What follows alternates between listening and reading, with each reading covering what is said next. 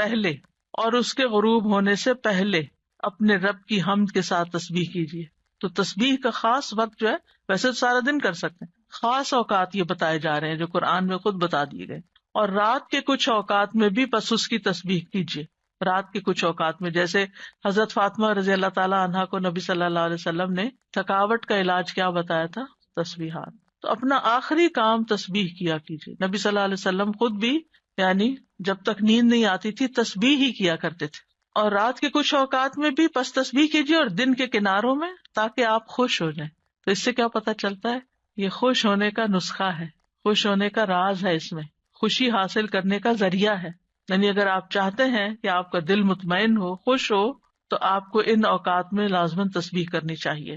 اور جو ان اوقات میں تسبیح نہیں کرتے وہ غافلین میں شمار ہوتے ہیں، کیونکہ اللہ تعالیٰ فرماتے ہیں وَاذْكُر رَبَّكَ فِي نَفْسِكَ تَضَرُّعًا وَخِيفَةً وَدُونَ الْجَهْرِ مِنَ الْقَوْلِ بِالْغُدُوِّ وَالْآصَالِ وَلَا تَكُن مِّنَ الْغَافِلِينَ. اور اپنے رب کا ذکر کیجیے اپنے دل میں عاجزی اور خوف سے، بغیر بلند آواز کیے، چپکے چپکے، دل ہی دل میں، صبح اور شام کے وقت، اور آپ غافلوں میں سے نہ ہونا. یعنی جو ان اوقات میں تسبیح نہیں کرتے، ذکر نہیں کرتے، وہ غافل شمار ہوتے ہیں. اور خاص طور پر اس وقت میں جو تھوڑا سا بھی ذکر کیا جاتا ہے اس کا اجر بہت زیادہ ہے. رسول اللہ صلی اللہ علیہ وسلم نے فرمایا جو لوگ نماز فجر سے سورج نکلنے تک اللہ کا ذکر کریں، مجھے ان کے ساتھ بیٹھے رہنا زیادہ پسند ہے. کیونککہ نبی صلی اللہ علیہ وسلم کو حکم دیا گیا تھا نا، وَاصْبِرْ نَفْسَكَ مَعَ الَّذِينَ يَدْعُونَ رَبَّهُمْ بِالْغَدَاةِ وَالْعَشِيِّ يُرِيدُونَ وَجْهَهُ. آپ ان لوگوں کے ساتھ رہیے، ان کے ساتھ بیٹھیے جو اپنے رب کو صبح شام پکارتے ہیں، اور ان سے اپنی نگاہیں نہ پھیریے. تو آپ نے فرمایا مجھے ان کے ساتھ بیٹھے رہنا زیادہ پسند ہے بنسبت اس کے کہ میں اولاد اسماعیل سے 4 غلام آزاد کروں. ایک وہ نیکی ہے، اور ایک ایسے لوگوں کی کمپنی میں بیٹھنا جو اس وقت اللہ کا ذکر کرتے ہیں. اور میں ایسے لوگوں کے ساتھ بیٹھا رہوں جو نماز عصر سے سورج غروب ہونے تک اللہ کا ذکر کرے، یہ زیادہ پسندیدہ ہے اس سے کہ 4 غلام آزاد کروں. تو نماز عصر کے بعد کا وقت بھی صرف جمعے کا دن نہیں، کیونکہ ہم عام طور پر جمعے کے دن پھر بھی تھوڑا سا بہتر کر لیتے ہیں، لیکن عام دنوں میں ہم اس وقت کو دھیان نہیں کرتے. ٹھیک ہے، اگر اس وقت میں آپ کے کچھ مخصوص کام ہے گھر کے، یا واک کا وقت ہے، یا کوئی بھی، تو اس وقت کی برکت کی وجہ سے کہ یہ ذکر کا خاص وقت ہے. اور آپ نے یہ بھی دیکھا ہوگا کہ پرندے بھی صبح کے وقت سورج نکلنے تک چہچہا رہے ہوتے ہیں، اور پھر اس کے بعد جب چڑیا اپنے گھونسلوں کو جاتی ہیں اور جو ہی سورج غروب ہو جاتا ہے تو خاموشی سے سونے لگتی ہیں. تو یہ اوقات بھی یعنی ایک نیچرل تسبیح کے اوقات ہیں. اور ابھی آگے بھی وہ ذکر آئے گا، تسبیح آئے گی جو آپ نے حضرت جویریہ رضی اللہ تعالی عنہا کو سکھائی تھی، وہ بھی انہی اوقات میں پڑھنے کی تسبیح ہے. اور صبح کے وقت ذکر کرنے سے شیطان کی گرہیں کھل جاتی ہیں انسان سے. جب انسان صبح کے وقت اٹھتا ہے اور پھر وضو کرتا ہے، نماز پڑھ لیتا ہے، ذکر کر لیتا ہے، تو حشاش بشاش خوش مزاج ہوتا ہے، ورنہ سستی ہوتی ہے اس کو. پھر اسی طرح یہ ہے، رسول اللہ صلی اللہ علیہ وسلم نے فرمایا بنی آدم کے ہر انسان کو 360 جوڑوں پر پیدا کیا گیا ہے، اس کے جسم میں 360 جوڑ لگے ہوئے ہیں. بس جو شخص اللہ اکبر، الحمد للہ، لا الہ الا اللہ، سبحان اللہ، استغفر اللہ کہے، لوگوں کے راستے سے پتھر یا کانٹا یا ہڈی ہٹا دے، یا نیکی کا حکم دے یا برائی سے روکے، تو یہ اس کے 360 جوڑوں کے شمار کے برابر ہے. اور وہ اس دن جب شام کرے گا تو اپنے نفس کو جہنم کی آگ سے دور کر لے گا. یعنی جو اپنے جوڑوں کا صدقہ روزانہ نکال لیتا ہے، اور یہاں مالی صدقے کے بارے میں بات نہیں ہو رہی، یہاں اذکار کی بات ہو رہی ہے خاص طور پر، یا کچھ کام ہے جس سے دوسروں کی تکلیف ہٹانا مقصود ہے، تو انسان اپنے آپ کو جہنم کی آگ سے آزاد کر لیتا ہے. ابن عثیمین کہتے ہیں کہ صبح و شام کی اذکار اپنے پڑھنے والوں کے لیے اس قدر وسیع، عظیم فوائد اور برکات پر مشتمل ہے کہ ان کا احاطہ نہیں کیا جا سکتا، ان کو بیان نہیں کیا جا سکتا. ان میں سے کچھ فائدے جیسے دل اور روح کی غذا ہیں ان اوقات کے اذکار. انسان کے دل کو سکینت ایک نصیب ہوتی ہے، ٹھہر جاتا ہے دل، ایک راحت محسوس ہوتی ہے، ایک مسرت محسوس ہوتی ہے. پھر اسی طرح دنیا اور آخرت میں امن اور سلامتی کا ذریعہ ہے. دنیا اور آخرت میں سلامتی کا ذریعہ ہے، کیونکہ پروٹیکشن کی دعائیں ہیں، اس میں حفاظت کی دعائیں ہیں. پھر خیر و برکات کے دروازے کھولنے کا سبب ہے. پھر چوتھی چیز ہے اجر و ثواب کے حصول کا ذریعہ ہے، یعنی بہت زیادہ اجر و ثواب ہے ان اوقات میں اذکار کا. پھر پانچویں چیز ہے شر کے واقع ہونے سے پہلے، یعنی کسی تکلیف کے آنے سے پہلے اور واقع ہونے کے بعد اسے ہٹانے کا ذریعہ ہے. ویسے بھی نبی صلی اللہ علیہ وسلم نے فرمایا نا، دعا اس مصیبت میں بھی فائدہ دیتی ہے جو واقع ہو چکی ہے، اور اس میں بھی فائدہ دیتی ہے جو ابھی واقع نہیں ہوئی، جو ابھی مصیبت نہیں آئی. اے اللہ کے بندو دعا کو لازم کر لو. تو یہ صبح شام کی دعائیں ہی ہیں ایک طرح سے ان میں زیادہ تر. پھر ان اذکار میں انسان اللہ کی نعمتوں اور مہربانیوں کا اعتراف کرتا ہے. یعنی صبح شام کے اذکار جو ہے یہ اللہ کی پے در پے نعمتوں کا اعتراف ہے. جیسے سید الاستغفار میں کہتا ہے نا، ابو لک بنعمتک علیہ، کہ اللہ جو تیری نعمتیں مجھ پر ہیں میں ان کا اقرار کرتا ہوں، ایکنالج کرتا ہوں. اللہ تعالیٰ کی مہربانیوں اور اس کے احسان پر اس کا شکر ادا کرنا ہے. پھر ساتویں چیز یہ ہے کہ رب کے سامنے فقر اور عاجزی کا اظہار ہے کہ میں تجھ سے بے نیاز نہیں ہوں، تیری ہی پروٹیکشن چاہتا ہوں، تیری طرف رجوع کرتا ہوں. پھر آٹھویں چیز یہ ہے کہ یہ بندے کی اصلاح کے اسباب میں سے ہے، اور خاص طور پر دل کی اصلاح. اور دل کی اصلاح ہو نہیں سکتی جب تک دل میں اللہ کی محبت یا اللہ کے لیے محبت اور اللہ کی تعظیم اور اللہ کی بڑائی اور اللہ تعالیٰ کے پاورفل ہونے اور اس کے سارے جو اسماء و صفات ہیں ان پر یقین نہ ہو. اس وقت تک اللہ کی بڑائی دل میں نہیں آتی. ابن عباس کہتے ہیں کہ جو شخص صبح شام کے اذکار پر حفاظت کرے، سچائی، ایمان اور اللہ پر بھروسہ اور اعتماد کرتے ہوئے یہ اذکار کرے، اور یہ دعائیں جن معنی پر دلالت کرتی ہوں ان کے لیے انسان کا سینہ کھلا ہوا ہو، تو یہ سے جادو اور دیگر مصیبتوں کے واقع ہونے سے پہلے ان کے شر سے بچانے کا سب سے بڑا سبب ہے، اور تکلیف واقع ہو جائے تو ان کو ہٹانے کا بھی سب سے بڑا سبب ہے. یعنی ان کو چھوڑنا نہیں چاہیے، کیونکہ بعض اوقات کوئی تقدیر نافذ ہونی ہوتی ہے تو انسان بھول ہی جاتا ہے یا سویا ہی رہ جاتا ہے یا کوئی بھی وجہ بن جاتی ہے اور انسان غافل ہو جاتا ہے اور اتنے میں وہ واقع ہو جاتی. ابن قیم کہتے ہیں کہ دعائیں اور تعوذات ہتھیار کی طرح ہیں. ہتھیار ہیں. ہتھیار مارنے والے کی قابلیت اور صلاحیت کے مطابق اثر کرتا ہے، صرف تیز دھار کے ساتھ نہیں. یعنی آپ کے پاس کیسی بھی سوڈ ہو، آپ کے پاس کیسی بھی گن ہو، لیکن اگر آپ کو چلانی نہیں آتی تو فائدہ نہیں ہے. جب ہتھیار کامل ہو اور اس میں عیب نہ ہو اور وہ بازو طاقتور ہو جو ہتھیار چلاتا ہے اور رکاوٹ نہ پائی جاتی ہو، تو اس ہتھیار کے ساتھ دشمن کے لیے تاثیر واقع ہوگی اور وہ دشمن کو بھگا دے گا، زخمی کر دے گا. اگر ان چیزوں میں سے کسی میں کوئی کمی ہو جائے تو تاثیر بھی کم ہو جائے گی. کون کون سی چیزیں؟ ہتھیار بھی اچھا، عیب بھی نہ ہو اور چلانا بھی صحیح آتا ہو. آپ نے عام طور پہ سنا ہوگا لوگ کہتے ہیں کہ ہم خود نہیں رقیہ کر سکتے، کسی راقی کے پاس جانے کی کیا ضرورت ہے. ہم بھی کر سکتے ہیں، وہ ضرور کرو، کسی نے منع تو نہیں کیا. لیکن بعض اوقات جو راقی ہوتے ہیں نا، ان کا جو یقین ہوتا ہے، ان کا جو انداز ہوتا ہے، ان کی جو آواز ہوتی ہے، اس کا اثر ہی کچھ اور ہوتا ہے. چلے رقیے کو آپ چھوڑیں، عام جو زبان میں بات کرتے ہیں، مثلا ایک شخص کہتا ہے ادھر آؤ، بچے کو کہتے ہیں ادھر آؤ، وہ سنتا ہی نہیں، تو اس کہتا ہے ادھر آؤ، تو وہ ڈر کے مارے آ جاتا ہے. کہنے والے کے کہنے میں بڑا فرق بھی ہوتا ہے اور اس کا اثر بھی فرق ہوتا ہے. کچھ لوگوں کی بات لوگ آسانی سے مان جاتے ہیں اور کچھ کی تو بالکل نہیں مانتے.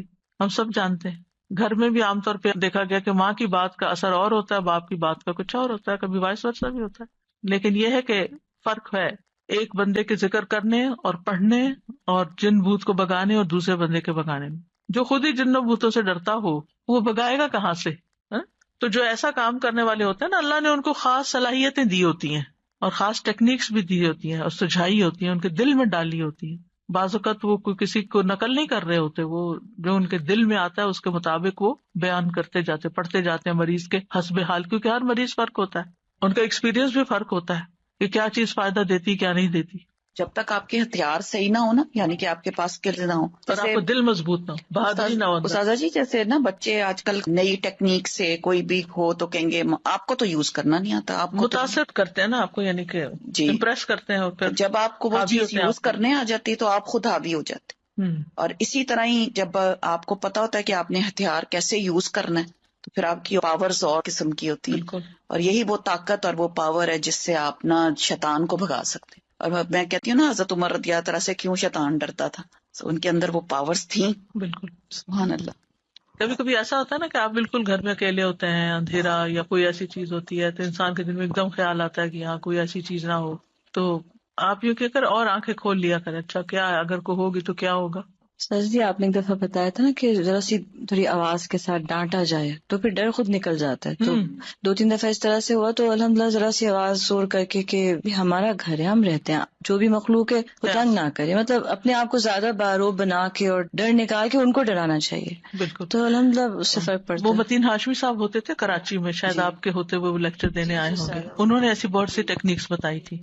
وہ جنات کا علاج کرتے تھے اور ان کی آواز بھی اتنی ٹھہری ہوئی تھی، کوئی غصہ بھی نہیں کرتے تھے، کچھ نہیں، تو وہ کہتے تھے کہ جہاں کوئی ایسا مسئلہ ہو تو میں جا کے کہتا ہوں کہ دیکھیں ہم اشرف المخلوقات ہیں، ہم انسان ہیں، اور آپ کا کوئی حق نہیں یہاں رہنے کا، میں آپ کو حکم دیتا ہوں یہاں سے چلے جائیں، اور وہ چلے جاتے تھے. تو بہرحال یہ تعوذات جو ہیں اور صبح شام کے اذکار جو ہیں، یا تو شر کے اسباب کو واقع ہونے سے روک دیتے ہیں، یا پھر وہ ان کے درمیان اور ان کی کامل تاثیر کے درمیان رکاوٹ بن جاتے ہیں. اسباب اور اثر کے بیچ میں رکاوٹ یعنی وہ چیز آ تو رہی ہوتی ہے مگر اس کا اثر جلد ختم ہو جاتی ہے. اور جتنا تعوذ کبھی ہوگا اتنا ہی اثر بھی کبھی ہوگا. دعا جو ہے وہ تقدیر بدل دیتی ہے. ابن عثیمین کہتے ہیں دعا تقدیر کو ٹال دیتی ہے. صبح شام کے اذکار دعاؤں اور تعوذات کا ایک مجموعہ ہے، اور دعا تقدیر کو ٹالتی ہے، اور اللہ کبھی تقدیر کا فیصلہ صادر کرتا ہے اور اس کے لیے ایک سبب مقرر کرتا ہے، یعنی تقدیر نافذ ہونے کے لیے کوئی وجہ، ذریعہ، جو اس تقدیر کے آگے رکاوٹ بن جاتی ہے. ٹھیک ہے، تو دعا بھی انہیں اسباب میں سے ایک سبب، یعنی تقدیر بھی اللہ نے بنائی، وہ اتر رہی ہے تقدیر، اور اس کو ہٹانے کا سبب بھی اللہ نے بنایا. اور وہ اسباب میں سے ایک سبب کیا ہے؟ یہ دعائیں، یعنی وہ آتی ہے اور دعائیں اس کو پیچھے دھکیل دیتی ہیں. اللہ نے یعنی صرف تقدیر نہیں بنائی، اللہ نے اس کو ٹالنے کا ذریعہ بھی بنایا ہے، اسباب بھی بنائے، اور دعا ان میں سے ایک سبب ہے. سمپل سے امام نووی کہتے ہیں دعا مصیبت کو ہٹانے اور رحمت کو پانے کا ایک سبب ہے، یعنی ایک ہتھیار ہے. پہلے بات ہوئی نا کہ ہتھیار ہے دعا، جیسے ڈھال ہتھیار کے حملے کو روکنے کا سبب ہے، جیسے ڈھال تلوار کے حملے کو روکنے کا سبب ہے. اور پانی زمین سے نباتات اگانے کا سبب ہے، بارش ہوتی ہے تو زمین ہری بھری ہو جاتی ہے، تو یہ سبب ہے نا. زمین کے اندر پوٹینشیل تھا لیکن جب تک پانی نہیں آیا تو وہ دبی رہی، جب جو پانی آیا تو اس نے اپنا اندر کا سب باہر نکال دیا. ابن قیم کہتے ہیں ایک دفعہ شیخ الاسلام ابن تیمیہ کے پاس میں موجود تھا. انہوں نے صبح کی نماز پڑھی، پھر وہ بیٹھ کر اللہ کی عبادت کرتے رہے اور ذکر کرتے رہے. تقریباً آدھا دن گزر گیا. میری طرف دیکھا اور کہا یہ میرا ناشتہ ہے، اگر میں یہ غذا نہ کھاؤں تو میری قوت ساکت ہو جائے، کچھ کر نہ سکوں. آپ کو پتا 35 جلدوں میں انہوں نے لکھا ہے فتاوا، ان کے فتاوا کو اکٹھا کیا گیا، پوری شیلف بھر جاتی ہے، بلکہ اس سے بھی بچ جاتی ہے، کتابیں دوسری شیلف میں رکھنی پڑتی. تو ہم سوچئے کہ اتنے بڑے بڑے کام لوگ کس طرح کر جاتے تھے اللہ کی مدد کے ساتھ، اور اللہ کی مدد اللہ کے ذکر کے ساتھ آتی ہے. اور خاص طور پر فجر کے بعد سونے کو جو ناپسند کرنا، کیونکہ وہ برکت کا وقت ہوتا تھا. ابن قیم کہتے ہیں سلف صالحین کے نزدیک یہ بات ناپسندیدہ اور مکروہ تھی کہ صبح کی نماز سے لے کر سورج کے طلوع ہونے تک انسان سوئے. یہ غنیمت کا وقت ہے. سورج نکل آئے پھر اپنا کام کاج کر کے اگر آپ دوبارہ ریسٹ کرنا چاہیں کیونکہ راتیں چھوٹی ہیں تو پھر اور بات ہے. یہ وقت رزق کے نازل ہونے کا اور رزق بانٹنے کا وقت ہے، اس میں برکت نازل ہوتی ہے. اب اس کے بعد ہے صبح شام کے اذکار کے آداب جو ہے وہ کیا ہے. سب سے پہلی بات یہ کہ زبان اور حضور قلب کے ساتھ، دل اور زبان کی حاضری کے ساتھ ذکر کیا جائے. جب یہ دونوں چیزیں متحد ہو جاتی ہیں اور اذکار کرنے والا سچائی، یقین اور اللہ کے ساتھ اچھا گمان کرتے ہوئے ان کے معنی میں غور و فکر کرتے ہوئے پڑھتا ہے تو یہ پڑھنے والے کو فائدہ دیتی ہیں، اس پڑھنے والے کی حفاظت ہوتی ہے، اس سے مصیبتیں دور ہوتی ہیں. ابن قیم کہتے ہیں تمام اذکار سے افضل اور زیادہ مفید وہ ذکر ہے جس میں زبان اور دل ساتھ ہوں، جو بول رہے ہیں وہ آپ کا دل سمجھ بھی رہا ہے اور اس کے موافق ہوں، اور وہ نبوی اذکار سے ہوں یعنی سنت سے ثابت ہوں، اور ذکر کرنے والا معنی اور مقصد سمجھتا ہو. پھر اسی طرح ان اذکار کا وقت جو ہے طلوع فجر سے پہلے شروع ہو جاتا ہے اور طلوع شمس سے پہلے تک رہتا ہے، یعنی جو ہی اذان ہوتی ہے نا فجر کی اس وقت سے شروع ہو جاتا ہے سورج نکلنے تک. اور شام کے اذکار کا وقت عصر کے بعد سے لے کر رات کے اول حصے تک ہوتا ہے، مغرب کے وقت تک. اگر کسی سے یہ اوقات رہ جائیں، ان سے محروم ہو جائے، بھول گیا یا کوئی رکاوٹ بن گئی تو کوئی حرج نہیں. صبح کے اذکار چاش کا وقت ختم ہونے تک پڑھ لے اور شام کے اذکار رات کے 1/3 حصے تک پڑھ لے، لیکن یہ رخصت ہے، اصل وقت ان کا سورج نکلنے سے پہلے اور غروب ہونے سے پہلے کا ہی. ابن باز کہتے ہیں سنت یہ ہے کہ صبح اور شام کے اذکار اور دعاؤں کو ان کے وقت میں ادا کرنے کی حفاظت کی جائے. جب ان کا وقت ختم ہو جاتا ہے تو وہ ثواب بھی ان کے وقت کے ساتھ ختم ہو جاتا ہے جو اس وقت سے متعلق تھا.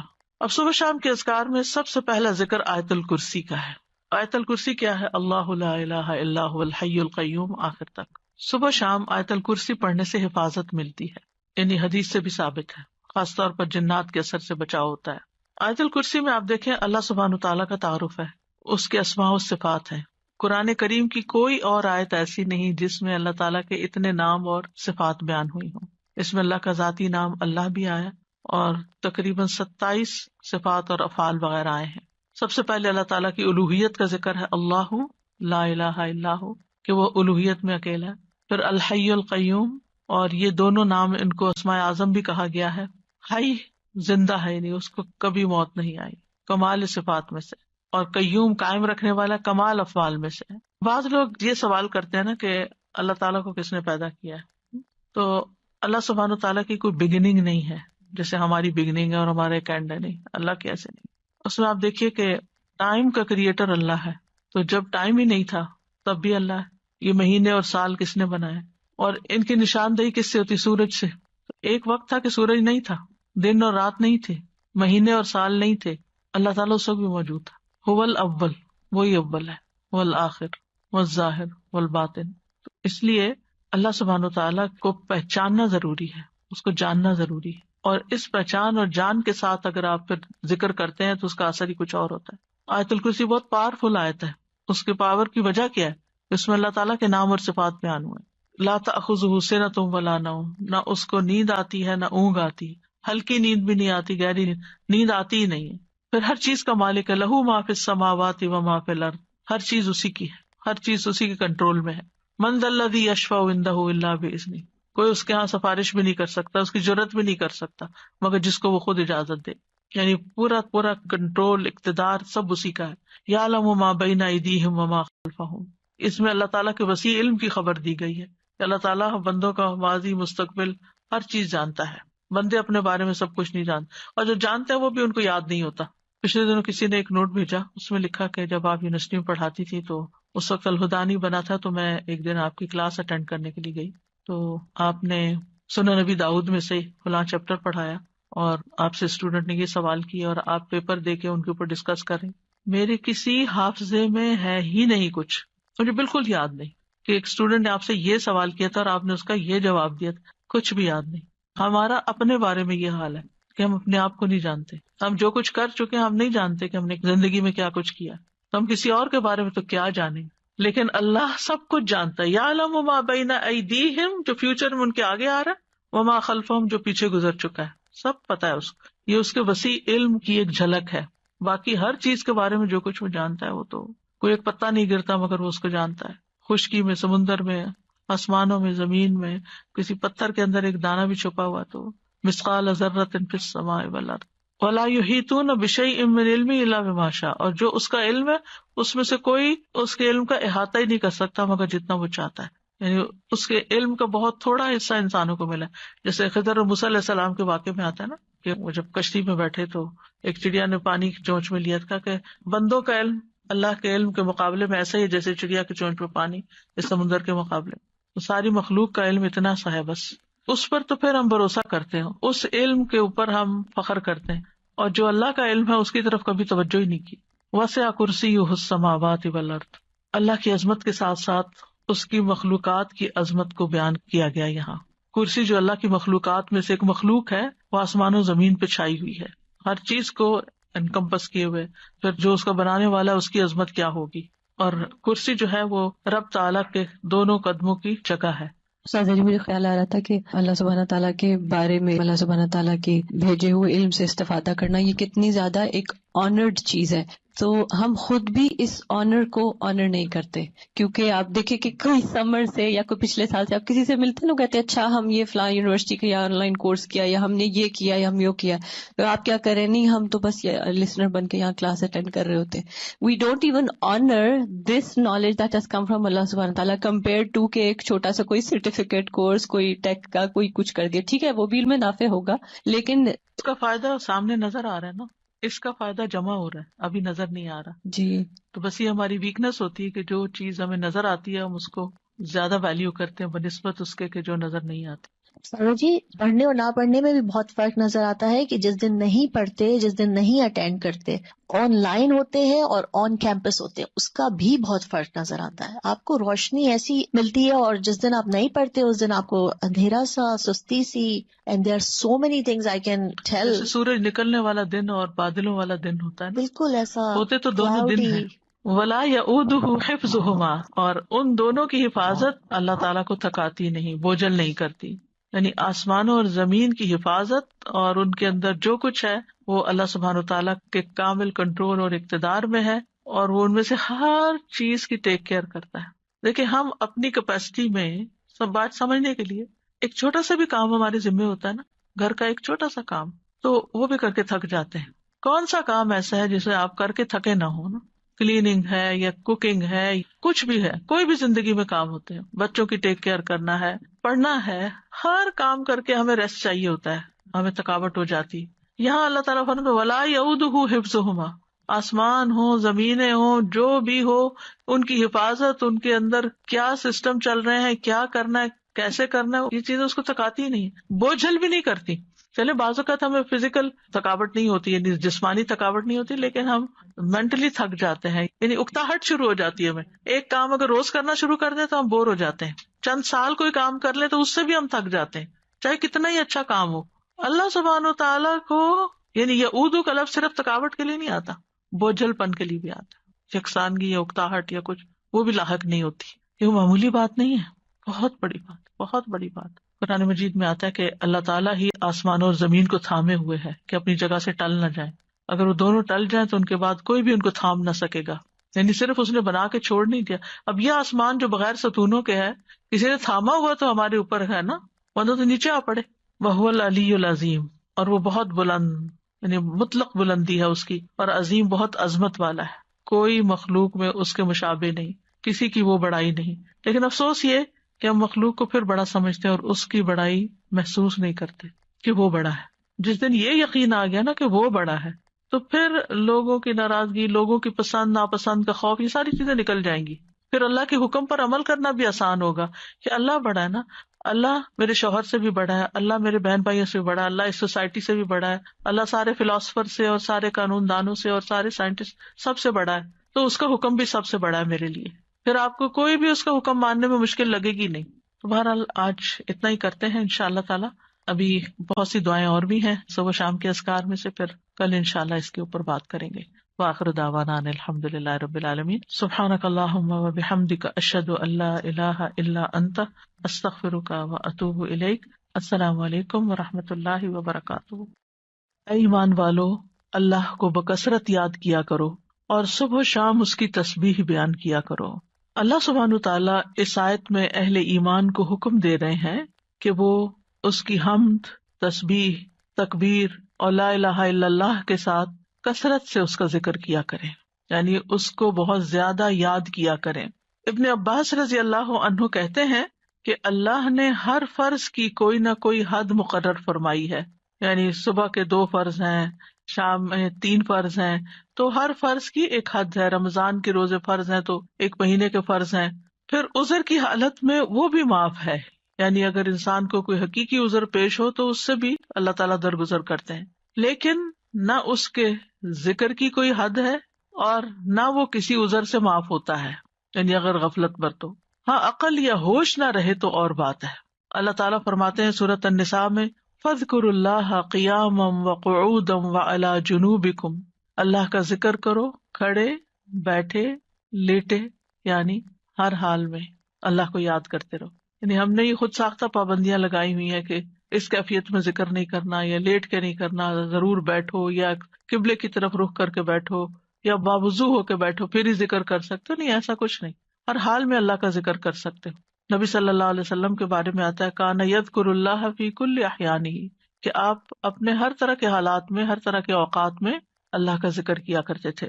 اور یہاں پر کیا فرمایا وَسَبِّحُوهُ بُکْرَةً وَأَصِیلًا، صبح اور شام یعنی دن کے پہلے پہر اور دن کے پچھلے پہر اللہ کی تسبیح کرو، کیونکہ جب انسان ایسا کرتا ہے تو اللہ تعالیٰ کی رحمتیں آتی ہیں. فرشتے بھی اہل ایمان کے لیے دعائیں کرتے ہیں. وَالَّذِي يُصَلِّي عَلَيْكُمْ وَمَلَائِكَتُهُ، وہی ہے جو تم پر صلوات بھیجتا ہے اور اس کے فرشتے بھی. تو یہاں اہل ایمان کو خطاب ہے، یا ایھا الذین آمنوا، اے لوگو جو ایمان لائے ہو. ابن مسعود کہتے ہیں کہ جب اس آیت کے ساتھ پکارا جائے تو اپنے کانوں کو اس حکم کی طرف لگا دیں، توجہ کریں کہ اللہ تعالیٰ کیا کہنا چاہتے ہیں، اس کو غور سے سنیں. یا تو کوئی خیر کا کام ہوگا جس کا اللہ تعالیٰ حکم دے رہا ہوگا، یا کوئی شر ہوگا جس سے اللہ تعالیٰ تمہیں روک رہا ہوگا، اس سے منع کر رہا ہوگا. تو یہاں پر یا ایھا الذین آمنوا کہہ کے کیا کہا گیا، اذکروا اللہ ذکرا کثیرا، صرف ذکر نہیں بلکہ ذکرن کثیرا، بہت کثرت سے اللہ کو یاد کیا کرو، کثرت سے اللہ کا ذکر کیا کرو، یعنی ہر طرح کے حالات میں اللہ ہی کو یاد کیا کرو، اور خاص طور پر تسبیح، تحلیل، تحمید، تکبیر۔ مجاہد کہتے ہیں یہ وہ کلمات ہیں جنہیں پاک، ناپاک، بے وضو اور جنبی بھی کہہ سکتا ہے، یعنی اگر کوئی حالت جنابت میں ہے تو بھی سبحان اللہ کہنے میں اس کو کوئی حرج نہیں، الحمدللہ وہ بھی کہہ سکتا ہے۔ جیسے اگر کسی کو نہانے کی ضرورت ہے اور اس کو تھوڑا ٹائم ہے نہانے میں کسی بھی وجہ سے، تو اس دوران اگر وہ پانی پینے لگا ہے تو بسم اللہ کہہ سکتا ہے، پانی پی چکا ہے تو الحمدللہ کہہ سکتا ہے، اسی طرح استغفر اللہ کہہ سکتا ہے۔ تو یہ کلمات ہر حال میں کہے جا سکتے ہیں۔ پھر دل کے اخلاص کے ساتھ ذکر کرنا چاہیے، یعنی ذکر کثیر کا معنی کیا گیا وہ ذکر جو اخلاص کے ساتھ کیا جائے، یعنی صرف کوانٹٹی میں ہی زیادہ نہ ہو بلکہ اس کی کوالٹی اچھی ہو۔ کوالٹی اچھی ہونے کا مطلب کیا ہے؟ دل سے کیا گیا۔ کثیر کا اپوزٹ قلیل ہوتا ہے، تو قلیل ذکر کون سا ہے؟ جو منافقین کرتے ہیں، وَلَا يَذْكُرُونَ اللَّهَ إِلَّا قَلِيلًا، کہ وہ اللہ کو بہت تھوڑا یاد کرتے ہیں، یعنی زبان سے اوپر سے کر دیتے ہیں لیکن دل سے نہیں کرتے۔ اور یاد تو ہوتی بھی دل میں ہے، یاد کسی کی بھی دل میں ہوتی ہے تو زبان پہ آتی ہے۔ اور دوسرے لفظوں میں کثیر کے مقابلے میں قلیل ذکر کیا ہے کہ انسان بس صرف صبح شام کے اذکار کرے، نمازوں کے بعد ذکر اذکار کرے، اور مختلف حالات میں جیسے کھانا کھایا یا مخصوص اذکار جو ہیں صرف ان کی پابندی کرے۔ لیکن ذکر کثیر اس کے برعکس کیا ہے کہ انسان ان خاص مواقع کے علاوہ بھی ہر حال میں اللہ کو یاد کرتا رہے، اللہ کی یاد اس کے دل میں تازہ رہے۔ اور یہ ایک ایسا عمل ہے، یعنی ایک ایسی عبادت ہے کہ اس پر عمل کرنے والا آرام کی حالت میں بھی، لیٹے ہوئے بھی، بیٹھے ہوئے بھی، چلتے پھرتے اللہ تعالیٰ کو یاد کر سکتا ہے۔ یعنی باقی کام کرنے کے لیے جیسے نماز ہے یا قرآن ہے تو اس کے لیے پھر آپ کو ایک ایفرٹ کرنی پڑتی ہے۔ خالی سبحان اللہ، الحمدللہ، اللہ اکبر پڑھنے میں تو آپ کو کوئی ایفرٹ بھی نہیں کرنی، صرف زبان ہلانی ہوتی ہے۔ اور انسان اگر اس چیز کا عادی ہو جائے اللہ کے ذکر کا تو پھر اس کی زبان بری باتوں سے بھی پاک رہتی ہے اور اس کی زبان سے اچھے الفاظ ہی نکلتے ہیں۔ اور یہ جو ہم نے اپنے اوپر ایک ڈسپلن کے لیے پابندی لگائی تھی کہ کم از کم 100 دفعہ استغفار دن میں کرنی ہے، کم از کم 100 دفعہ سبحان اللہ پڑھنا، ٹھیک ہے، لیکن اس کا یہ مطلب نہیں کہ 100 دفعہ گنتی پوری ہوگی تو اب اس کے بعد کوئی پابندی لگ گئی یا آگے بس دروازہ بند ہے اور اس سے آگے نہیں جا سکتے۔ اتنا تو منیمم کریں ہی، یعنی اپنے آپ کو پابند کریں، کیونکہ جب انسان کسی بھی کام کے لیے اپنا ٹارگٹ سیٹ کر لیتا ہے نا کہ آج دن میں یہ کام میں نے اتنی دفعہ کرنا ہے، یا فلاں اور فلاں کام آپ کی ٹو ڈو لسٹ ہوتی ہے، تو آپ پھر اس کو چیک کرتے رہتے ہیں کہ ہاں یہ کام ہو گئے۔ اور اگر آپ نے کوئی ٹارگٹ نہیں سیٹ کیا ہوا، ہاں میں کروں گی، تو پھر وہ کام نہیں ہو پاتا۔ تو اس لیے انسان کو اپنے لیے ٹارگٹ رکھنے چاہیے جتنے بھی آسانی سے رکھ سکے، 100 دفعہ، 200 دفعہ، کچھ بھی، لیکن اس کے علاوہ بھی کھلا بھی ضرور پڑھنا چاہیے، اور یہاں اسی کی طرف توجہ دلائی گئی ہے۔ امام ابو عمر ابن الصلاح سے پوچھا گیا کہ ذکر کی وہ کتنی مقدار ہے جس کو کرنے کے بعد انسان ان لوگوں میں شامل ہو جائے جو کثرت سے اللہ کا ذکر کرنے والے ہیں۔ قرآن مجید میں آتا نا، وَالذَّاكِرِينَ اللَّهَ كَثِيرًا وَالذَّاكِرَاتِ أَعَدَّ اللَّهُ لَهُم مَغْفِرَةً وَأَجْرًا عَظِيمًا، کہ جو بہت زیادہ اللہ کا ذکر کثرت سے کرتے ہیں، مرد ہیں، عورتیں ہیں، اللہ نے ان کے لیے بہت بڑا اجر تیار کر رکھا ہے اور بخشش عطا کرے گا اس کو۔ یعنی وہ پھر کیا ہے، یعنی کتنا کرے کہ ہم ایسے خوش قسمت لوگوں میں شامل ہو جائیں۔ انہوں نے کہا کہ اگر وہ نبی صلی اللہ علیہ وسلم سے ثابت شدہ اذکار پر ہمیشگی کرتا ہے، ثابت شدہ یعنی جو پروون ہے، سنت میں موجود ہے، تو وہ ان لوگوں میں شمار ہوگا جو مرد اور عورتیں اللہ کا کثرت سے ذکر کرتے ہیں۔ وَسَبِّحُوهُ بُكْرَةً وَأَصِيلًا، اور اس کی تسبیح بیان کرو صبح اور شام۔ تسبیح کا مطلب ہے اللہ تعالیٰ کی ذات کو ان تمام صفات اور افعال سے پاک بیان کرنا جو اس کے لیے جائز نہیں، یعنی اللہ کو ہر عیب سے پاک بیان کرنا۔ اب دیکھیے کہ شیطان جو ہے نا وہ انسان کا دشمن ہے، اور شیطان انسان کے دل میں اللہ تعالیٰ کے بارے میں کوئی نہ کوئی بدگمانی ڈال دیتا ہے، کوئی نہ کوئی ایسے خیالات ڈال دیتا ہے کہ جو انسان کی عقل نہیں بھی مانتی اور اس کو پسند نہیں بھی آتے، لیکن وہ خیال گزر جاتے ہیں، آتے ہیں اور چلے جاتے ہیں، جن کو وسوسے کہا جاتا ہے۔ اور اس کا شکار ہر انسان ہوتا ہے کسی نہ کسی درجے پر۔ سورۃ قاف میں اللہ تعالیٰ فرماتے ہیں وَنَعْلَمُ مَا تُوَسْوِسُ بِهِ نَفْسُهُ، اور ہم جانتے ہیں جو اس کا نفس اس کو وسوسے ڈالتا ہے، انسان کے اندر جو اندر سے اٹھتے ہیں یا شیطان کی ڈالی ہوئی نجاست ہوتی۔ اب اس کا توڑ کیا ہو؟ کیا اب انسان پریشان ہو کے بیٹھا رہے؟ کچھ لوگ بے حد پریشان رہتے ہیں کہ ہمیں وسوسے آتے ہیں۔ وسوسے ہر ایک کو آتے ہیں، لیکن ان کا پیچھا نہیں کرنا چاہیے، اور ان کو جھٹک دینا چاہیے. جیسے آپ کہیں سے گزر رہے, آپ کے کپڑوں پہ گرد و غبار پڑ گیا تو آپ کیا کرتے ہیں؟ جھٹک دیتے ہیں. بس وسوسوں کو جھٹکتے چلے جائیں, ان کو ٹھہرنے نہ دیں. دوسرا یہ ہے کہ اللہ سبحانہ تعالیٰ کی تسبیح بیان کریں کہ اللہ تعالیٰ یہ جو برے خیالات آتے ہیں آپ ان سب سے پاک ہیں. تو تسبیح اس کا علاج ہے, تسبیح اس کا اینٹیڈوٹ ہے. اور پھر خاص طور پر بکرتم و اصیلا, پہلے پہر اور پچھلے پہر, دن کے ابتدائی حصے میں اور دن کے پچھلے حصے میں. بکرا کا لفظ جو ہے یعنی عام طور پر علماء اس کو سورج نکلنے تک کے وقت کو بکرا کہتے ہیں, اس کو یوں ڈیفائن کیا گیا. اور اصیلا جو ہے عصر اور مغرب کا درمیانی وقت ہے, یعنی قبل طلوع الشمس و قبل غروبها, سورج نکلنے سے پہلے اور سورج غروب ہونے سے پہلے کا وقت جو ہے یہ اذکار کا وقت ہے. اور سبحوہ میں بعض علماء نے سبح کا مطلب یہاں نماز فجر اور نماز عصر بھی لیا ہے. تو ذکر کے بعد تسبیح کو خاص طور پر الگ سے بیان کیا گیا. دیکھیں آیت کے پہلے حصے میں کیا ہے, اذکروا اللہ ذکرا کثیرا, کثرت سے ذکر کرو, تسبیح اس کے اندر شامل ہے. لیکن پھر اس کو الگ سے بیان کیا گیا, وسبحوہ یعنی تسبیح کرو, اس لیے کہ باقی اذکار پر اس کی فضیلت ہے. یعنی تسبیح کی خاص فضیلت ہے. یعنی کچھ ذکر ہوتے ہیں نا کہ جس میں انسان اللہ تعالیٰ کو یاد کرتا ہے, اللہ تعالیٰ کی بڑائی بیان کرتا ہے, اللہ تعالیٰ کی تعریف بیان کرتا ہے, وہ بھی بہت اچھی بات ہے. اور کچھ ذکر ایسے ہیں کہ جن میں انسان اللہ تعالیٰ کو ہر عیب سے پاک قرار دیتا ہے. تو تعریف مکمل ہی نہیں ہوتی, ذکر مکمل ہی نہیں ہوتا جب تک آپ تسبیح نہ کریں. تو تسبیح اس کا ایک لازمی حصہ ہے.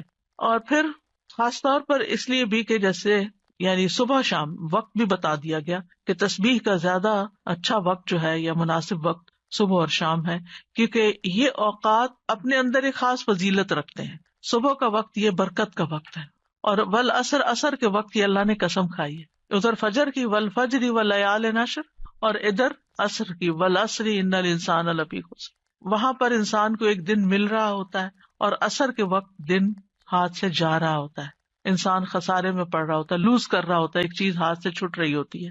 تو جس وقت کوئی نعمت مل رہی ہے اس وقت بھی اللہ کو یاد کرو, جس وقت کوئی نعمت جا رہی ہے اس وقت بھی خاص طور پر اللہ کو یاد کرو. ان اوقات میں اگر انسان اللہ تعالیٰ کو یاد کرتا ہے تو پھر ڈپریشن کا شکار نہیں ہوتا. یہ ذکر اس کے دل کو اسٹرینتھن کرتا ہے, اس کو قوت عطا کرتا ہے. اور یہ دو اوقات جو ہوتے ہیں ان میں ذکر تھوڑا سا مشکل بھی ہوتا ہے, کیونکہ آپ دیکھیں کہ فجر کی نماز پڑھنے کے بعد جو نیند کا آپ کے اوپر خاص طور پہ راتیں آج کل بہت چھوٹی ہیں, تو اس وقت اپنے آپ کو روک کر رکھنا اور بٹھا کر, خاص طور پر اگر آپ کو اشراق پڑھنے کی عادت ہے تو وہ سارا وقت یعنی آپ اسٹرگل کر رہے ہوتے ہیں کہ سوتے جاگتے گزار رہے ہوتے ہیں کہ آپ سوئے نہیں اس وقت, کیونکہ بہت زیادہ برکت کا وقت ہے. یعنی کوئی معمولی اجر ہے کہ پورے حج اور عمرے کا ثواب اگر انسان فجر کی نماز پڑھ کے اپنی جگہ پہ بیٹھا رہے اور ذکر اذکار کرتا رہے اور پھر سورج نکلے اور پھر 2 رکعت پڑھ لے تو اتنا زیادہ اجر و ثواب. تو یہ اجر و ثواب ایسے مفت میں نہیں ملتا. اللہ تعالیٰ کو پتا تھا کہ یہ وقت بندوں پہ کتنا بھاری ہوگا. اور اسی طرح عصر کا وقت کام کاج کا وقت ہوتا ہے, دن جا رہا ہوتا ہے, انسان اپنے کام سمیٹ رہا ہوتا ہے, جیسے خاص طور پر جو لوگ جابس پر ہوتے ہیں یا بزنس میں ہوتے ہیں تو وہ آفٹرنون میں یعنی پھر تھکان کا شکار ہو جاتے ہیں سارا دن کام کرنے کے بعد, تو کچھ لوگ اس وقت آرام کرنے لگتے ہیں, تو وہ وقت بھی بڑا قیمتی وقت ہے. لیکن یاد رکھیے کہ ان افضل اوقات کے علاوہ سارا دن بھی اور کسی بھی وقت ذکر کرنا باعث فضیلت ہے. اور اللہ تعالیٰ نے تو ہمیں پیدا ہی اپنی عبادت کے لیے کیا ہے, تو عبادت کی کچھ خاص شکلیں ہیں اور کچھ خاص طریقے ہیں اور کچھ عمومی چیزیں ہیں جو انسان کا ہر وقت عبادت میں شامل کر سکتی ہیں. وما خلقت الجن والانس الا لیعبدون. امام نووی کہتے ہیں کہ اس آیت سے پتہ چلا کہ بندے کی افضل حالت وہ ہے جب وہ اپنے رب کا ذکر کر رہا ہوتا ہے اور وہ ان اذکار میں مصروف ہوتا ہے جو رسول اللہ صلی اللہ علیہ وسلم سے وارد ہوئے, یعنی جو آپ نے بتائے ہیں یا آپ نے کیے ہیں, اور اس طرح انسان اپنی زندگی کا مقصد پورا کر رہا ہوتا ہے. اس کے علاوہ ہم دیکھتے ہیں کہ تمام مخلوقات اللہ کا ذکر کرتی ہیں. تسبح لہ السماوات السبع, 7 آسمان اللہ کی تسبیح بیان کرتے ہیں. کبھی ہمیں خیال نہیں آیا آسمان کی طرف دیکھتے ہوئے کہ یہ تسبیح کر رہا ہے, اور یہ نہیں 7 کے 7 کر رہے ہیں. والارض, یہ زمین جس پہ ہم چلتے ہیں, جس پہ ہم چیزیں اگاتے ہیں اور جس پہ گھر بناتے ہیں, یہ زمین بھی اللہ کی تسبیح بیان کرتی ہے. ومن فیہن, اور جو مخلوق ان کے اندر ہے, آسمان و زمین کے بیچ میں یا زمین کے اندر, چھوٹے چھوٹے کیڑے مکوڑے, ہر چیز, بڑے بڑے آبجیکٹس, سبھی تسبیح کرتے, چرند پرند حیوان، انسان. پھر فرمایا وَإِن مِّن شَيْءٍ إِلَّا يُسَبِّحُ بِحَمْدِهِ، اور کوئی چیز نہیں مگر وہ اس کی حمد کے ساتھ اس کی تسبیح کرتی ہے. وَلَٰكِن لَّا تَفْقَهُونَ تَسْبِيحَهُمْ، لیکن تم ان کی تسبیح کو سمجھتے نہیں ہو، یعنی ان کی اپنی زبانیں، ان کی اپنی بولیاں ہیں. إِنَّهُ كَانَ حَلِيمًا غَفُورًا، بے شک وہ ہمیشہ سے بے حد بردبار، نہایت بخشنے والا ہے. داؤد علیہ السلام کے بارے میں ہم جانتے ہیں کہ ان کے ساتھ پرندے اور پہاڑ تسبیح کیا کرتے تھے. وَسَخَّرْنَا مَعَ دَاوُودَ الْجِبَالَ يُسَبِّحْنَ وَالطَّيْرَ، ہم نے داؤد کے ساتھ پہاڑوں کو مسخر کیا جو تسبیح کرتے تھے. فرشتے تسبیح کرتے ہیں. وَالْمَلَائِكَةُ يُسَبِّحُونَ بِحَمْدِ رَبِّهِمْ وَيَسْتَغْفِرُونَ لِمَنْ فِي الْأَرْضِ، فرشتے اپنے رب کی حمد کے ساتھ تسبیح کرتے ہیں اور زمین والوں کے لیے بخشش کی دعائیں کرتے ہیں. حاملین عرش جو ہیں وہ خاص طور پر اللہ کا ذکر کرتے ہیں. ان سب میں آپ دیکھیے، چاہے زمین آسمان کی ہر چیز ہو، چاہے فرشتے ہوں، چاہے پیغمبر ہوں، سب کے ساتھ تسبیح کا لفظ آ رہا ہے کہ تسبیح کرتے ہیں. یعنی خالی ذکر نہیں آیا بلکہ تسبیح آیا ہے. تو اس سے بھی تسبیح کی فضیلت پتہ چلتی ہے.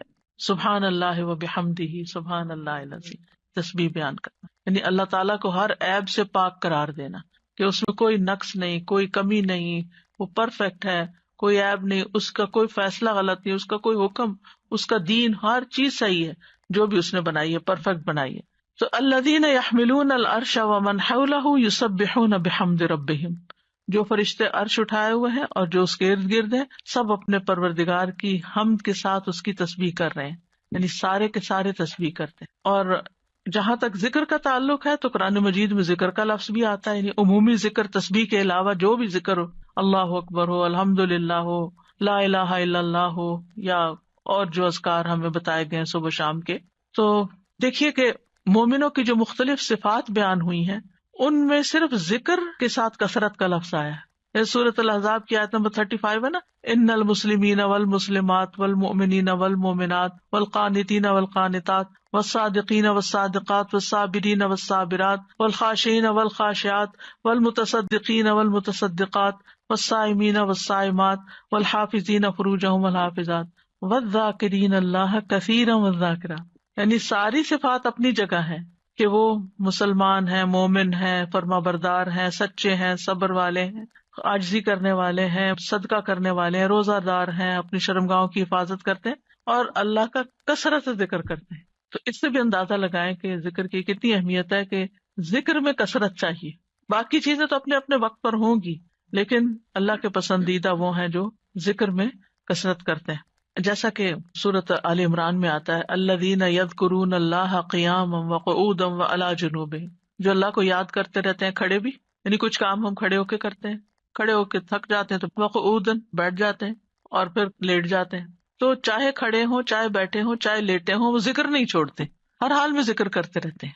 یہ ان کی صفت ہے، یعنی ذکر کے لیے صرف کوئی وقت یا جگہ مخصوص نہیں ہے بلکہ ہر حال میں. اور پھر جو اس کا اجر ہے، نبی صلی اللہ علیہ وسلم فرمایا کیا میں تمہیں تمہارا بہترین عمل نہ بتاؤں جو تمہارے مالک کے نزدیک اچھا اور پاکیزہ عمل ہے اور تمہارے درجات میں سب سے زیادہ بلند ہے، سونا چاندی کے خرچ کرنے سے بہتر ہے، اللہ کی راہ میں جہاد کرتے ہوئے تمہارے کفار کی گردنیں مارنے اور ان کے تمہاری گردنیں مارنے سے بھی افضل ہے. صحابہ نے عرض کیا کیوں نہیں؟ آپ نے فرمایا اللہ تعالیٰ کا ذکر. یعنی بعض اوقات انسان سوچتا ہے نا کہ میں تو کچھ کر نہیں پا رہا، لوگ تو بڑے بڑے نیکی کے کام کر جاتے ہیں، اتنے مالدار ہیں، وہ اتنا صدقہ خیرات کرتے ہیں. خاص طور پر انسان جب ایسی چیریٹیز کے بارے میں سنتا ہے جو لوگ بہت آگے بہت بڑے بڑے کام کرتے ہیں تو انسان سوچتا ہے کہ میرے پاس تو کچھ ہے ہی نہیں کرنے کے لیے، میں تو ان کے برابر کبھی آ ہی نہیں سکتا. کچھ لوگ ہر سال حج عمرے پہ چلے جاتے ہیں، انسان سوچتا ہے میں تو یہ بھی نہیں کر سکتا. اسی طرح کچھ لوگ اور بڑے بڑے کام کر رہے ہوتے ہیں، خدمت خلق کے بڑے کام کر رہے ہوتے ہیں.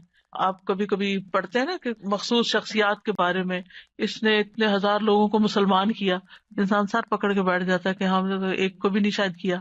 تو اسی طرح فلاں شخص نے اتنے 100 مسجدیں افریقہ میں بنوا دی، کہتے ہم نے کیا کیا.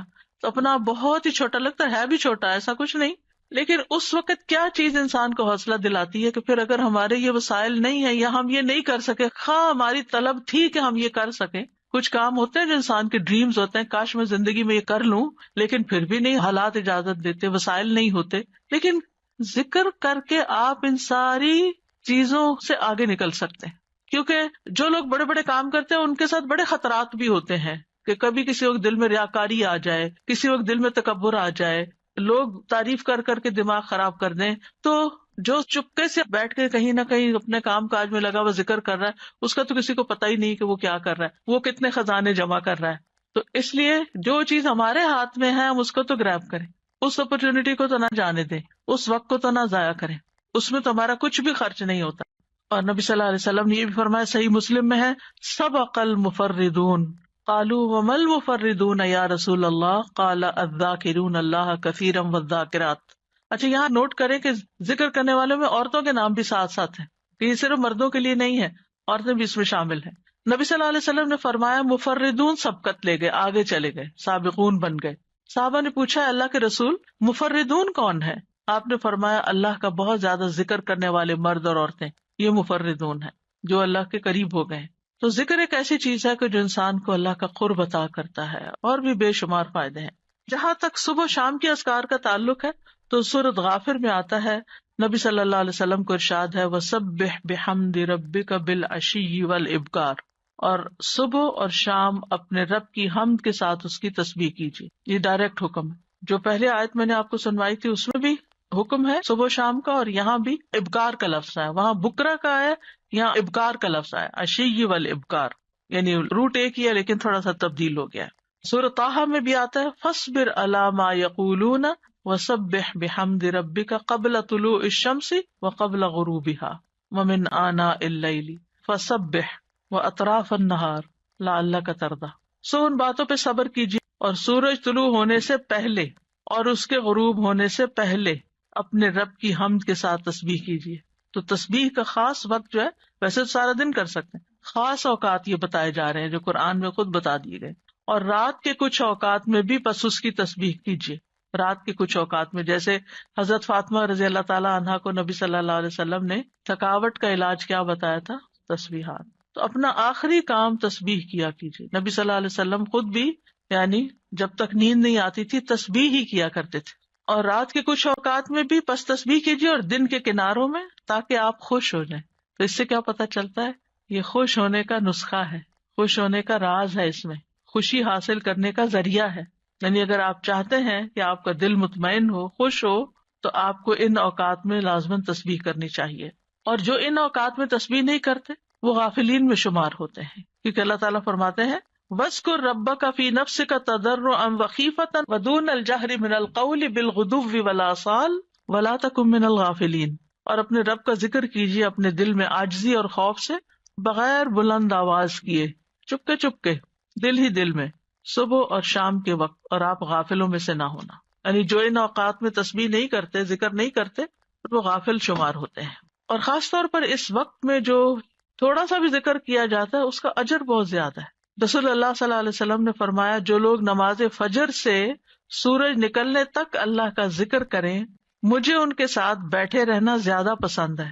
کیونکہ نبی صلی اللہ علیہ وسلم کو حکم دیا گیا تھا نا وَاصْبِرْ نَفْسَكَ مَعَ الَّذِينَ يَدْعُونَ رَبَّهُمْ بِالْغَدَاةِ وَالْعَشِيِّ يُرِيدُونَ وَجْهَهُ. آپ ان لوگوں کے ساتھ رہیے، ان کے ساتھ بیٹھیے جو اپنے رب کو صبح شام پکارتے ہیں، اور ان سے اپنی نگاہیں نہ پھیریے.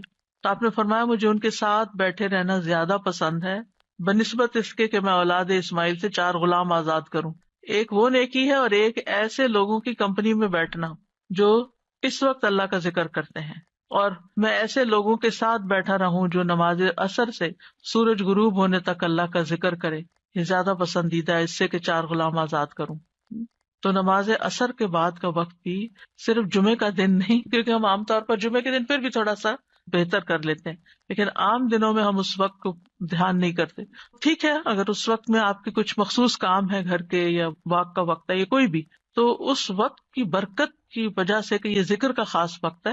اور آپ نے یہ بھی دیکھا ہوگا کہ پرندے بھی صبح کے وقت سورج نکلنے تک چہچہا رہے ہوتے ہیں، اور پھر اس کے بعد جب چڑیا اپنے گھونسلوں کو جاتی ہیں اور جو ہی سورج غروب ہو جاتا ہے تو خاموشی سے سونے لگتی ہیں. تو یہ اوقات بھی یعنی ایک نیچرل تسبیح کے اوقات ہیں.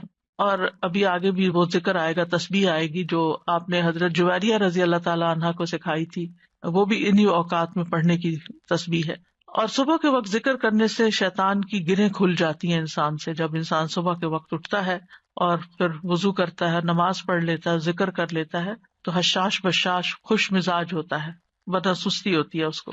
پھر اسی طرح یہ ہے، رسول اللہ صلی اللہ علیہ وسلم نے فرمایا بنی آدم کے ہر انسان کو 360 جوڑوں پر پیدا کیا گیا ہے، اس کے جسم میں 360 جوڑ لگے ہوئے ہیں. پس جو شخص اللہ اکبر، الحمدللہ، لا الہ الا اللہ، سبحان اللہ، استغفر اللہ کہے، لوگوں کے راستے سے پتھر یا کانٹا یا ہڈی ہٹا دے، یا نیکی کا حکم دے یا برائی سے روکے، تو یہ اس کے 360 جوڑوں کے شمار کے برابر ہے. اور وہ اس دن جب شام کرے گا تو اپنے نفس کو جہنم کی آگ سے دور کر لے گا. یعنی جو اپنے جوڑوں کا صدقہ روزانہ نکال لیتا ہے، اور یہاں مالی صدقے کے بارے میں بات نہیں ہو رہی، یہاں اذکار کی بات ہو رہی ہے خاص طور پر، یا کچھ کام ہے جس سے دوسروں کی تکلیف ہٹانا مقصود ہے، تو انسان اپنے آپ کو جہنم کی آگ سے آزاد کر لیتا ہے. ابن عثیمین کہتے ہیں کہ صبح و شام کی اذکار اپنے پڑھنے والوں کے لیے اس قدر وسیع، عظیم فوائد اور برکات پر مشتمل ہے کہ ان کا احاطہ نہیں کیا جا سکتا، ان کو بیان نہیں کیا جا سکتا. ان میں سے کچھ فائدے جیسے دل اور روح کی غذا ہیں ان اوقات کے اذکار. انسان کے دل کو سکینت ایک نصیب ہوتی ہے، ٹھہر جاتا ہے دل، ایک راحت محسوس ہوتی ہے، ایک مسرت محسوس ہوتی ہے. پھر اسی طرح دنیا اور آخرت میں امن اور سلامتی کا ذریعہ ہے، دنیا اور آخرت میں سلامتی کا ذریعہ ہے، کیونکہ پروٹیکشن کی دعائیں ہیں، اس میں حفاظت کی دعائیں ہیں. پھر خیر و برکات کے دروازے کھولنے کا سبب ہے. پھر چوتھی چیز ہے اجر و ثواب کے حصول کا ذریعہ ہے، یعنی بہت زیادہ اجر و ثواب ہے ان اوقات میں اذکار کا. پھر پانچویں چیز ہے شر کے واقع ہونے سے پہلے، یعنی کسی تکلیف کے آنے سے پہلے اور واقع ہونے کے بعد اسے ہٹانے کا ذریعہ ہے. ویسے بھی نبی صلی اللہ علیہ وسلم نے فرمایا نا، دعا اس مصیبت میں بھی فائدہ دیتی ہے جو واقع ہو چکی ہے، اور اس میں بھی فائدہ دیتی ہے جو ابھی واقع نہیں ہوئی، جو ابھی مصیبت نہیں آئی. اے اللہ کے بندو دعا کو لازم کر لو. تو یہ صبح شام کی دعائیں ہی ہیں ایک طرح سے ان میں زیادہ تر. پھر ان اذکار میں انسان اللہ کی نعمتوں اور مہربانیوں کا اعتراف کرتا ہے، یعنی صبح شام کے اذکار جو ہے یہ اللہ کی پے در پے نعمتوں کا اعتراف ہے. جیسے سید الاستغفار میں کہتا ہے نا، ابو لک بنعمتک علیہ، اللہ جو تیری نعمتیں مجھ پر ہیں میں ان کا اقرار کرتا ہوں، اکنالج کرتا ہوں. اللہ تعالیٰ کی مہربانیوں اور اس کے احسان پر اس کا شکر ادا کرنا ہے. پھر ساتویں چیز یہ ہے کہ رب کے سامنے فقر اور عاجزی کا اظہار ہے کہ میں تو اس سے بے نیاز نہیں ہوں، تیری ہی پروٹیکشن چاہتا ہوں، تیری طرف رجوع کرتا ہوں. پھر آٹھویں چیز یہ ہے کہ یہ بندے کی اصلاح کے اسباب میں سے ہے، اور خاص طور پر دل کی اصلاح.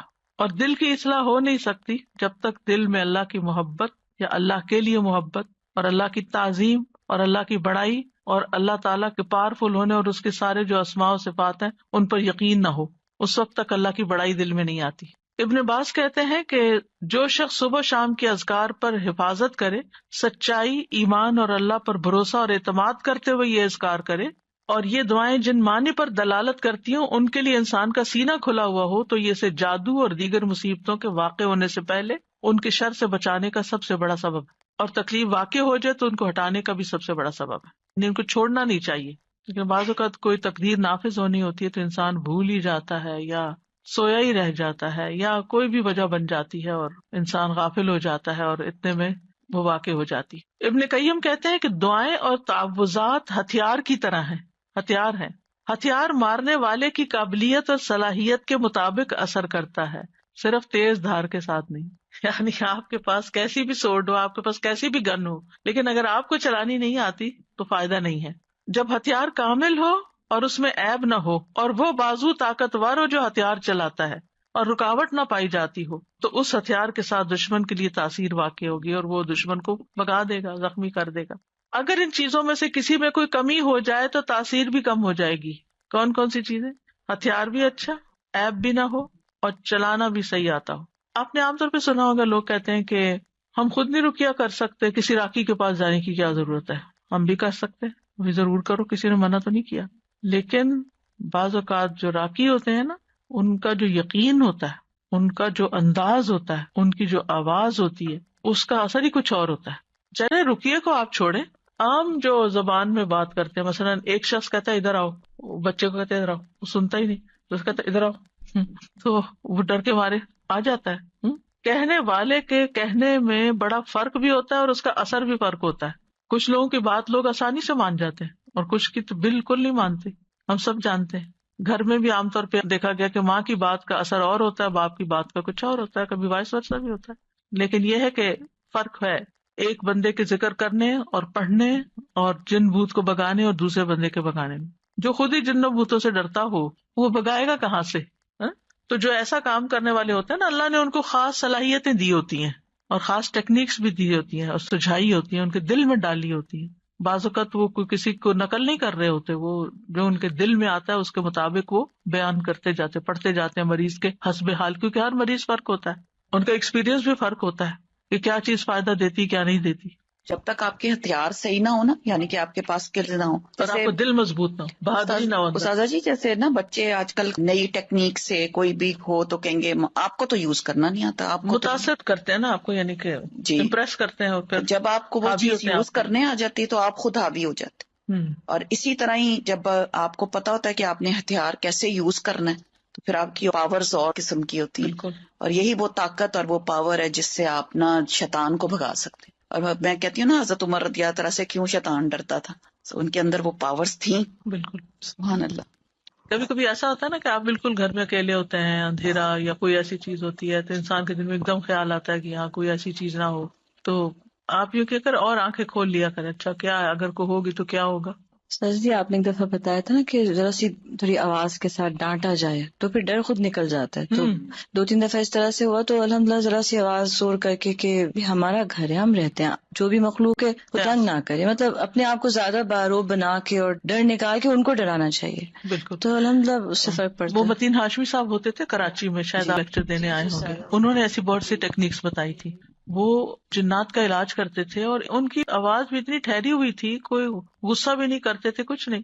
تو وہ کہتے تھے کہ جہاں کوئی ایسا مسئلہ ہو تو میں جا کے کہتا ہوں کہ دیکھیں ہم اشرف المخلوقات ہیں، ہم انسان ہیں اور آپ کا کوئی حق نہیں یہاں رہنے کا، میں آپ کو حکم دیتا ہوں یہاں سے چلے جائیں، اور وہ چلے جاتے تھے. تو بہرحال یہ تعوذات جو ہیں اور صبح شام کے اذکار جو ہیں یا تو شر کے اسباب کو واقع ہونے سے روک دیتے ہیں یا پھر وہ ان کے درمیان اور ان کی کامل تاثیر کے درمیان رکاوٹ بن جاتے ہیں. یعنی اسباب اور اثر کے بیچ میں رکاوٹ یعنی وہ چیز آ تو رہی ہوتی ہے مگر اس کا اثر جلد ختم ہو جاتی ہے. اور جتنا تعوذ کبھی ہوگا اتنا ہی اثر بھی کبھی ہوگا. دعا جو ہے وہ تقدیر بدل دیتی ہے. ابن عثیمین کہتے ہیں دعا تقدیر کو ٹال دیتی ہے. صبح شام کے اذکار دعاؤں اور تعوذات کا ایک مجموعہ ہے، اور دعا تقدیر کو ٹالتی ہے، اور اللہ کبھی تقدیر کا فیصلہ صادر کرتا ہے اور اس کے لیے ایک سبب مقرر کرتا ہے، یعنی تقدیر نافذ ہونے کے لیے کوئی وجہ، ذریعہ جو اس تقدیر کے آگے رکاوٹ بن جاتی ہے. ٹھیک ہے، تو دعا بھی انہیں اسباب میں سے ایک سبب، یعنی تقدیر بھی اللہ نے بنائی، وہ اتر رہی ہے تقدیر، اور اس کو ہٹانے کا سبب بھی اللہ نے بنایا ہے. اور وہ اسباب میں سے ایک سبب کیا ہے؟ یہ دعائیں، یعنی وہ آتی ہے اور دعائیں اس کو پیچھے دھکیل دیتی ہیں. اللہ نے یعنی صرف تقدیر نہیں بنائی، اللہ نے اس کو ٹالنے کا ذریعہ بھی بنایا ہے، اسباب بھی بنائے، اور دعا ان میں سے ایک سبب ہے. سمپل سے امام نووی کہتے ہیں دعا مصیبت کو ہٹانے اور رحمت کو پانے کا ایک سبب ہے، یعنی ایک ہتھیار ہے. پہلے بات ہوئی نا کہ ہتھیار ہے دعا، جیسے ڈھال ہتھیار کے حملے کو روکنے کا سبب ہے، جیسے ڈھال تلوار کے حملے کو روکنے کا سبب ہے. اور پانی زمین سے نباتات اگانے کا سبب ہے، بارش ہوتی ہے تو زمین ہری بھری ہو جاتی ہے، تو یہ سبب ہے نا. زمین کے اندر پوٹینشیل تھا لیکن جب تک پانی نہیں آیا تو وہ دبی رہی، جب جو پانی آیا تو اس نے اپنا اندر کا سب باہر نکال دیا. ابن قیم کہتے ہیں ایک دفعہ شیخ الاسلام ابن تیمیہ کے پاس میں موجود تھا، انہوں نے صبح کی نماز پڑھی، پھر وہ بیٹھ کر اللہ کی عبادت کرتے رہے اور ذکر کرتے رہے. تقریباً آدھا دن گزر گیا. میری طرف دیکھا اور کہا یہ میرا ناشتہ ہے، اگر میں یہ غذا نہ کھاؤں تو میری قوت ساکت ہو جائے، کچھ کر نہ سکوں. آپ کو پتا 35 جلدوں میں انہوں نے لکھا ہے فتاوا، ان کے فتاوا کو اکٹھا کیا گیا، پوری شیلف بھر جاتی ہے، بلکہ اس سے بھی بچ جاتی ہے کتابیں دوسری شیلف میں رکھنی پڑتی. تو ہم سوچئے کہ اتنے بڑے بڑے کام لوگ کس طرح کر جاتے تھے اللہ کی مدد کے ساتھ، اور اللہ کی مدد اللہ کے ذکر کے ساتھ آتی ہے. اور خاص طور پر فجر کے بعد سونے کو جو ناپسند کرنا، کیونکہ وہ برکت کا وقت ہوتا تھا. ابن قیم کہتے ہیں سلف صالحین کے نزدیک یہ بات ناپسندیدہ اور مکروہ تھی کہ صبح کی نماز سے لے کر سورج کے طلوع ہونے تک انسان سوئے، یہ غنیمت کا وقت ہے. سورج نکل آئے پھر اپنا کام کاج کر کے اگر آپ دوبارہ ریسٹ کرنا چاہیں کیونکہ راتیں چھوٹی ہیں تو پھر اور بات ہے. یہ وقت رزق کے نازل ہونے کا اور رزق بانٹنے کا وقت ہے، اس میں برکت نازل ہوتی ہے. اب اس کے بعد ہے صبح شام کے اذکار کے آداب جو ہے وہ کیا ہے. سب سے پہلی بات یہ کہ زبان اور حضور قلب کے ساتھ، دل اور زبان کی حاضری کے ساتھ ذکر کیا جائے. جب یہ دونوں چیزیں متحد ہو جاتی ہیں اور اذکار کرنے والا سچائی، یقین اور اللہ کے ساتھ اچھا گمان کرتے ہوئے ان کے معنی میں غور و فکر کرتے ہوئے پڑھتا ہے تو یہ پڑھنے والے کو فائدہ دیتی ہے. اس پڑھنے والے کی حفاظت ہوتی ہے، اس سے مصیبتیں دور ہوتی ہیں۔ ابن قیم کہتے ہیں تمام اذکار سے افضل اور زیادہ مفید وہ ذکر ہے جس میں زبان اور دل ساتھ ہوں، جو بول رہے ہیں وہ آپ کا دل سمجھ بھی رہا ہے اور اس کے موافق ہوں، اور وہ نبوی